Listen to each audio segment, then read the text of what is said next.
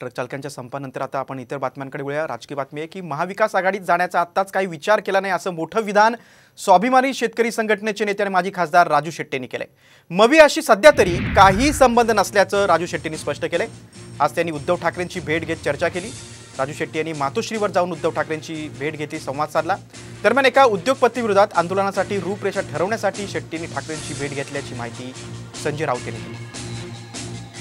महाविकास आघाडीमध्ये जाण्याचा आमचा विचार नाही आहे।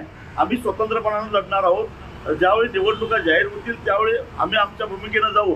पण आज जनतेच्या प्रश्नावर जे आम्ही आंदोलन करतोय त्यासाठी आम्हाला त्यांची मदत पाहिजे, म्हणून मी त्यांना आता भेटलो। राजू शेट्टी हे शेतकऱ्यांचे नेते आहेत आणि शेतकऱ्यांच्या प्रश्नावर संघर्ष करणारे नेते आहेत। तुम्ही त्यांच्या भूमिकेवर विश्वास ठेवायचा। महाविकास आघाडीला राजू शेट्टी यांची आज गरज आहे का? महाराष्ट्रात हुकुमशाही विरुद्ध काम करणाऱ्या प्रत्येक फोर्सची गरज आहे। राजू शेट्टी हे विश्वासू व्यक्ती नाही असं ठाकरे गटाच्या मुरलीधर जाधव यांनी म्हटलंय। तसंच त्यांना हातकणंगले मतदारसंघासाठी उमेदवारी देऊ नका अशी मागणी ही मुरलीधर जाधव यांनी पक्षाकडे केली। दरम्यान गेली 20 वर्ष मला डावलण्यात आल्याची खंत बोलून दाखवत निष्ठावंतांना उमेदवारी द्या अशी मागणी जाधव यांनी उद्धव ठाकरेंकडे केली।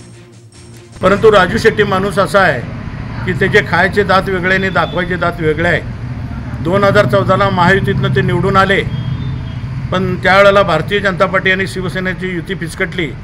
त्यानंतर राजू शेट्टी यांनी भाजपची घरोबा त्या ठिकाणी केला, म्हणजे सेनेबरोबर त्यांनी त्यावेळेला गद्दारी केली।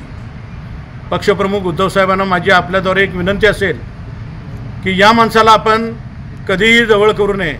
उलटपक्षी शिवसेनेशी एकनिष्ठ असणारा, जरी माझा नावाचा विचार तुम्हाला नको असेल, पण एकनिष्ठ शिवसैनिकाला उमेदवारी हातकणंगले लोकसभेची साहेब आपण द्यावी।